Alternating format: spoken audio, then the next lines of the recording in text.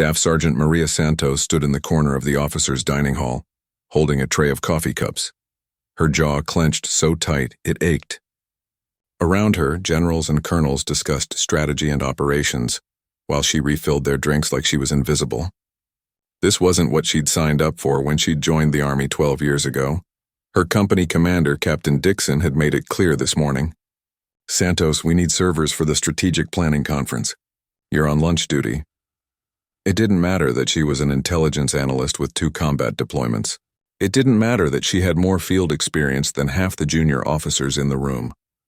She was a woman, she was enlisted, and Dixon had never forgiven her for making him look bad during the last training exercise when her analysis had been right and his had been wrong.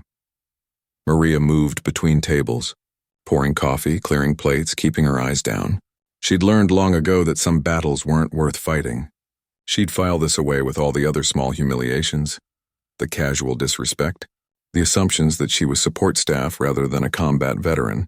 At the head table, 4 generals were deep in conversation about counterinsurgency operations in the Middle East. Maria approached to refill their coffee, making herself small and unobtrusive. "The problem is intelligence gathering at the village level," one general was saying. "We can't get reliable human intelligence when our soldiers don't understand the culture." Maria's hand trembled slightly as she poured. She knew something about that. She'd spent 18 months embedded with local forces, building relationships, gathering intelligence that had saved countless lives. But that was classified, and besides, no one was asking her opinion.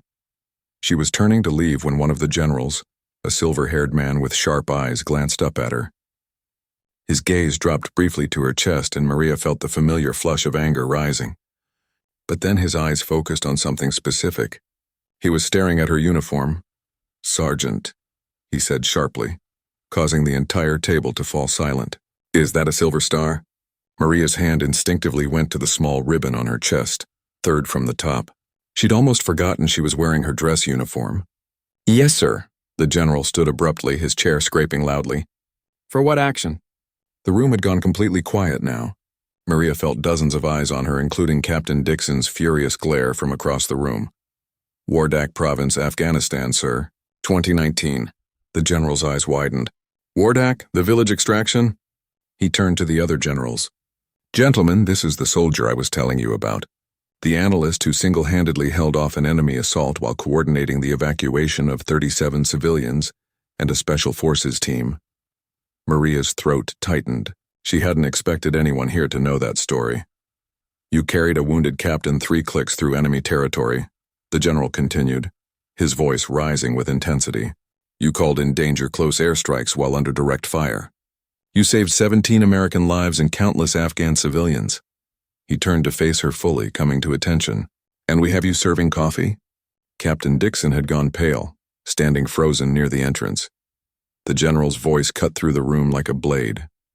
"Someone explained to me why a Silver Star recipient, one of the finest intelligence analysts in the Army, is being used as waitstaff at a strategic planning conference where her expertise would be invaluable." No one spoke. The silence was deafening. "Sergeant Santos," the general said, gesturing to an empty chair at the head table. "Please sit down. We need your insights on village-level intelligence operations." He glared at the room. "And someone else can pour the damn coffee." As Maria moved to the table, her legs shaking, she caught Captain Dixon's expression.